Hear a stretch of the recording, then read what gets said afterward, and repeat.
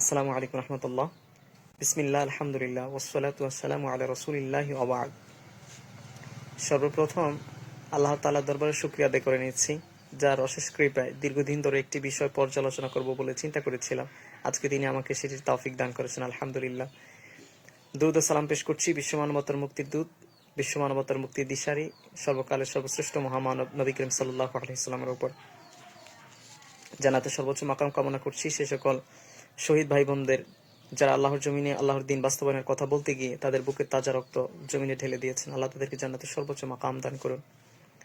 মুক্তি কামনা করছি সে সকল মাজলুম ভাই বোনদের, যারা মুসলিম হওয়ার অপরাধে বিশ্বের বিভিন্ন প্রান্তরে নির্যাতিত হচ্ছেন, যারা ইসলামের কথা বলতে গিয়ে জালিমের কারাগারে বন্দী রয়েছেন। আল্লাহ তাদেরকে মুক্তি দান করুন। প্রিয় ভাই, আজকে যে বিষয়টি নিয়ে কথা বলতে চাচ্ছি সেটি হচ্ছে বাংলাদেশের ওয়াজের ময়দানকে কেন্দ্র করে আলেমদের এবং সাধারণ মানুষের অবস্থান। আমি কাউকে ব্যথিত করার জন্য কিংবা কাউকে কষ্ট দেওয়ার জন্য কথাগুলো বলবো না।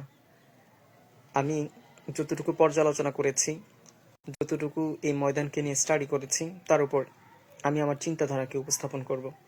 যদি আমি ভুল বলে থাকি, কোরআন সুন্নাহর আলোকে কিংবা সঠিক যুক্তির মাধ্যমে আমার এই ভুলকে আপনাকে প্রত্যাখ্যান করবেন এবং আমার কথাকে আপনারা দেয়ালে ছুঁড়ে মারবেন। আমার কথা মানা আপনাদের জন্য মুস্তাহাব নয়। প্রিয় ভাই, আমি একটা হাদিস দিয়ে শুরু করতে চাই।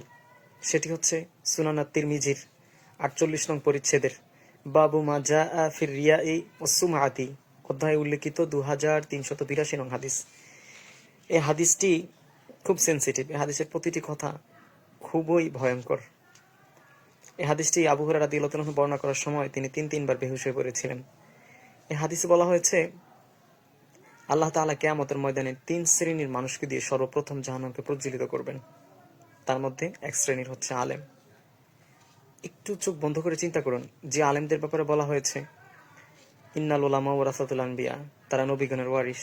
যে আলেমদের ব্যাপারে বলা হয়েছে তাদেরকে তাজিম করলে না পরে তারা নবীর উম্মতের অন্তর্ভুক্ত নয়, তাদের বিষয়ে বলা হয়েছে এক শ্রেণীর আলেমকে দিয়ে জাহান্নামকে সর্বপ্রথম প্রজ্বলিত করা হবে, উদ্বোধন করা হবে। প্রিয় ভাই, এই হাদিসকে সামনে রেখে আমি আমার বাকি কথাগুলো বলবো ইনশাআল্লাহ। আল্লাহ তাআলার কাছে তৌফিক কামনা করছি। আজ বাংলাদেশে আলেম এবং বক্তাদের অভাব নেই, আলহামদুলিল্লাহ। কিন্তু এক শ্রেণীর আলেম নিজেদেরকে এমন এক জায়গায় উপস্থাপন করছেন, আপনাদের কাছ থেকে ইসলামের কথা শুনতে হলে, আপনাদের কাছ থেকে ইসলামের কথা বুঝতে হলে, আপনাকে দিয়ে দিন প্রচার করতে হলে আপনাকে নির্দিষ্ট একটা পরিমাণ পে করতে হবে। আমি আবার বলছি, নির্দিষ্ট একটা পরিমাণ পে করতে হবে। এই চিন্তাধারা যারা লালন করে ওয়াজের ময়দানে আজকে ওয়াজ করছেন কিংবা দিন প্রচারে নেমেছেন, তাদের বিষয়ে বলতে চাই, আপনি যাদের ওয়ারিস সেই নবীগণ কি কিংবা কোনো সাহাবা একরাম কি দিন প্রচার করার জন্য কখনো কোনো পার্থিব অর্থ চেয়েছেন কিংবা তাদেরকে নির্দিষ্ট একটা পরিমাণ পে করতে হবে? এটা কি কখনো তারা অ্যামাউন্ট বলে দিয়ে কন্ট্যাক্ট করে ওয়াজের ময়দানে বা ইসলাম প্রচার করেছে? আমরা জানি সম্পর্কে রাসূল সাল্লাল্লাহু আলাইহি সাল্লামের মামা হন আবু ওয়াক্কাস রাদিয়াল্লাহু তাআলা আনহু। তিনি 12 জন সাহাবার সদস্য নিয়ে এই উপমহাদেশে ইসলাম প্রচার করেছেন, আমাদের বাংলাদেশে এসেছেন। সুতরাং তারা কি কখনো এই দিন প্রচার করতে এসে পার্থিব অর্থ চেয়েছেন? প্রিয় ভাই, আজকে আপনারা যারা দাওয়াত দিচ্ছেন, দাওয়াত দেওয়ার ক্ষেত্রে আপনারাও বক্তাদেরকে প্রশ্ন করে প্রথমে কল দিয়ে জিজ্ঞাসা করেন যে হুজুর কত দিতে হবে।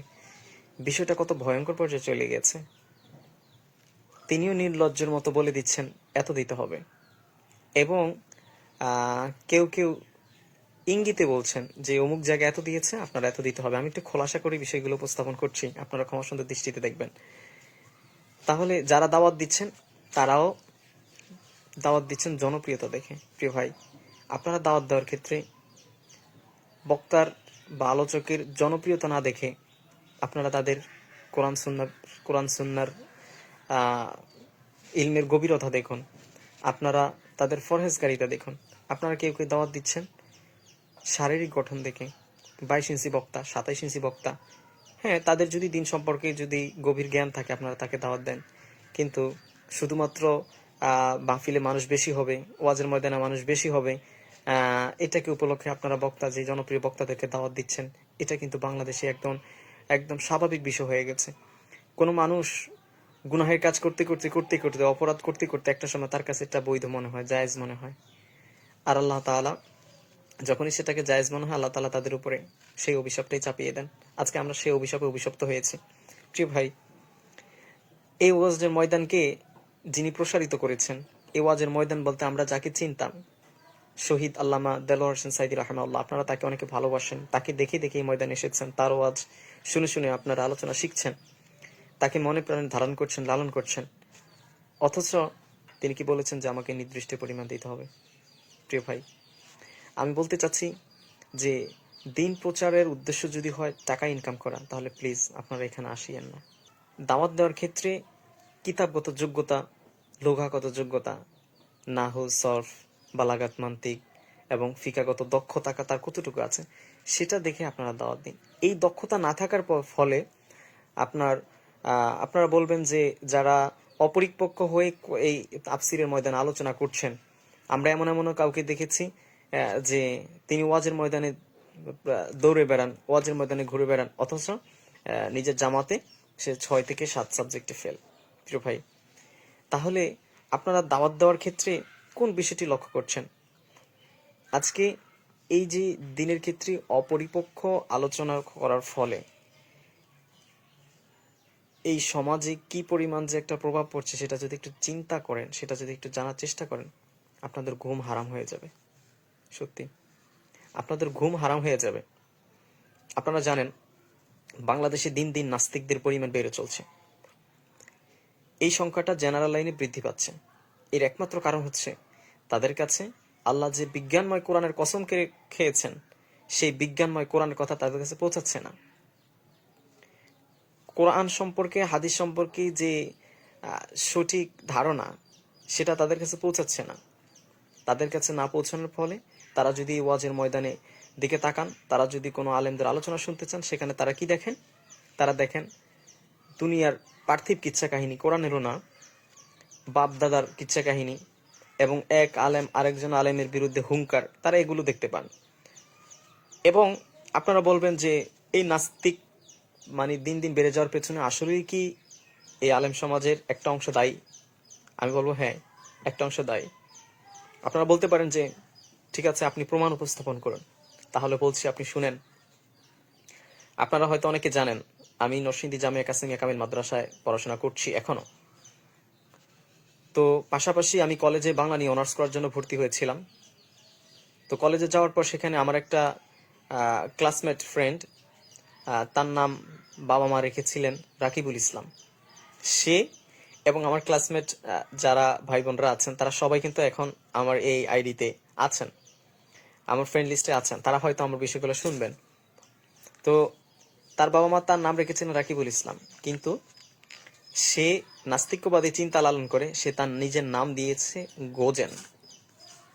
আমি যখন বুঝতে পারলাম সে নাস্তিক, তাকে বিভিন্নভাবে ইসলামের মেসেজগুলো পৌঁছানোর চেষ্টা করতাম। তো বিভিন্ন পর্যায়ে সে বাকবিতণ্ডায় লিপ্ত হয়ে যেত, এবং সে বিভিন্ন সোর্স থেকে আমাদের একটি একটা গ্রুপ রয়েছে বাংলার, মানে এই ডিপার্টমেন্টে যারা পড়াশোনা করে। তো এই গ্রুপে সে বিভিন্ন সোর্স থেকে স্ক্রিনশট মেরে এখানে বাকবিতণ্ডা করতেন। তো সে যে সোর্সগুলো শেয়ার করতো, এগুলো ইসলামের মৌলিকত্ব টোটালি বাইরে, এবং কিছু কিছু বিষয় ইসলামের সাথে সাংঘর্ষিক। কিন্তু সেই সোর্সগুলো কাদের থেকে পাচ্ছে? সেই সোর্সগুলো পাচ্ছে এই এক শ্রেণীর যারা বক্তা, ইসলামের বিষয়ে তাদের পূর্ণাঙ্গ জ্ঞান না থাকার ফলে, কোরআন হাদিস সম্পর্কে সঠিক জ্ঞান না থাকার ফলে তারা কথাগুলো বলছেন। সেগুলো একজন নাস্তিকের কাছে যখন যায়, অথবা একজন সচেতন মানুষের কাছে যায়, তখন সেই ইসলামের ব্যাপারে একটা ভুল কনসেপ্ট লালন করে, ধারণ করে, এবং সেটি ধীরে ধীরে বড় হতে থাকে। তো তার সাথে কথা বলার এক পর্যায়ে আমি বুঝতে পারলাম আসলে সেই দিনের ব্যাপারে কিছু, ইসলামের ব্যাপারে কিছু ভুল কনসেপ্ট নিয়ে আগাচ্ছে, এবং আমি কিছু কিছু বিষয় তাকে ক্লিয়ার করার চেষ্টা করেছি।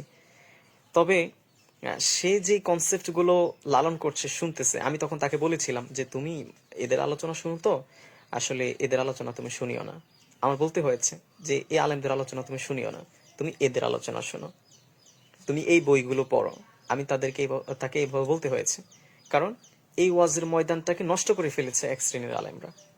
প্রিয় ভাই, কথাগুলো দুঃখের সাথে বলছি। আপনি তার সাথে আমি কথা বলে যতটুকু বুঝেছি ততটুকু হচ্ছে সিংহভাগ সিংহভাগ সে ভুল কনসেপ্ট নিয়েছে এই ময়দানের আলোচকদের কাছ থেকে। প্রিয় ভাই, তার বাবা মারও দায়ী আছে এখানে। আমি গত রমজানের আগের রমজানের সম্ভবত আমি তসলিমা নাসরিনকে নিয়ে একটা পোস্ট দিয়েছিলাম আমার আইডিতে। সেই কমেন্ট বক্সে এসে সে রাসূল সাল্লাল্লাহু আলাইহি ওয়াসাল্লামকে মারাত্মকভাবে একটা গালি দিয়েছিল। পরে আবার সেটা সে ডিলিট দিয়ে দেয়। কিছুদিন আগে সে এক কমেন্ট বক্সে গিয়ে একজনের এত কুরুচিপূর্ণ ভাষায় আল্লাহ রাসূল সাল্লাল্লাহু আলাইহি সাল্লামকে গালি দিয়েছে, এত মারাত্মক ভাষায়, যদি আপনি সেটা দেখেন নিজেকে ঠিক রাখতে পারবেন না। নরসিংদীর মানুষ এগুলো দেখে পরে মানববন্ধন করেছে, থানায় জিডি করেছে এবং এলাকায় পোলাপান তাকে খুঁজতেছে কোথায় তাকে পেলে মারবে। পরে সে বিভিন্ন জায়গায় লুকায় লুকায় লুকায় লুকায় থেকে গত 19 অক্টোবর সে থানায় এসে, নরসিংদী মডেল থানায় এসে সে পুলিশের কাছে আত্মসমর্পণ করেছে।